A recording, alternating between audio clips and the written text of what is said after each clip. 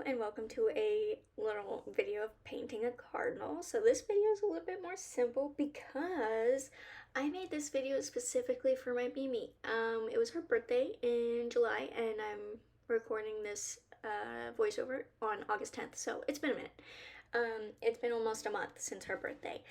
But I painted this, and this has a funny story. So I painted it and I moved away from home a couple months ago.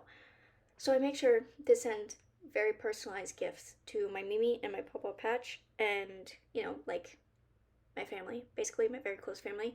So I was like, okay, well, I want to paint this, and there's a whole story behind why I'm painting this, but I feel like that's a little bit more of a private matter, so I'm going to just leave it at, I'm painting her a cardinal.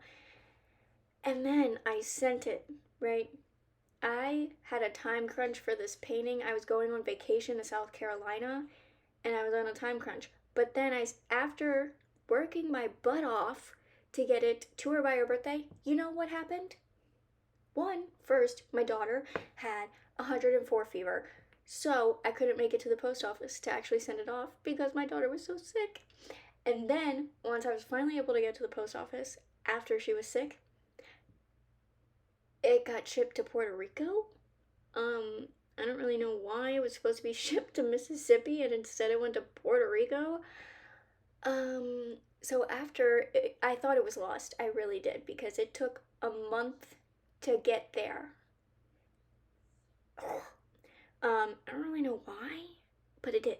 So it went all the way to Puerto Rico, and then it didn't get any updates for like a week, and then it finally made its way back to Mississippi randomly, and she got it like a couple days ago. And I recorded this video because it's kind of a joint gift between me and my grandfather, because he asked me to paint this specifically for her. So I was like, okay, well, the idea is more his part, the painting's more my part, so I'm gonna make one that's like, she can see the process and really see me do it. Since I moved away from home, it's a little bit more personable if she can see me do the process, since I can't give it to her in person, right? Yeah, so that's why I recorded this, and it's a little bit of a shorter video just because it's one painting. But yeah, I actually really enjoyed painting this, and I've been liking doing these bright, vibrant backgrounds and then basically painting over it in like a splotchy sort of way. And I think that it works, weirdly enough. I originally saw Mira Byler do it, and I was kind of obsessed because she did it for her Moody floral painting. And then after the Moody floral painting, I saw the little pop to color coming out behind it, and I was like, oh my gosh, I want to do that. So I chose this neon orange, and I I didn't really dry brush over the side, but I didn't care to put so much paint that I completely covered the orange. And then I painted the blue over like that part where the background.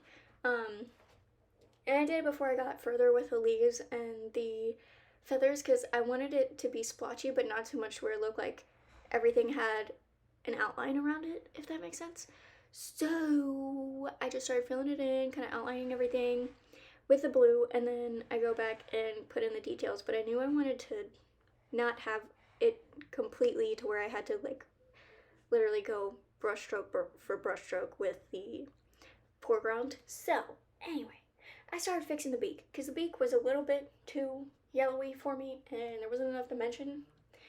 So I started fixing that, and yeah, and then I added more highlights because I felt like it was looking a little bit flat. So I used yellow as my highlight color because I wanted it to not look orange, but I wanted little pops of color to where it wasn't just like light and dark red. So I did yellow as the little pops of color, and then some of the shadows have a little bit of blue in it, but it's mostly just like black and red and yellow. I didn't really use much white besides in leaves, actually. So I was kind of impressed with myself for my use of color. And I know it's just a cardinal, and I know it's not that impressive, but I am happy that I didn't just use red, white, and black, if that makes sense. Because just using black and white makes it a little bit more flat. So it was, and this, oh my gosh. The eye looked so scary. I was like, oh my god, I ruined it.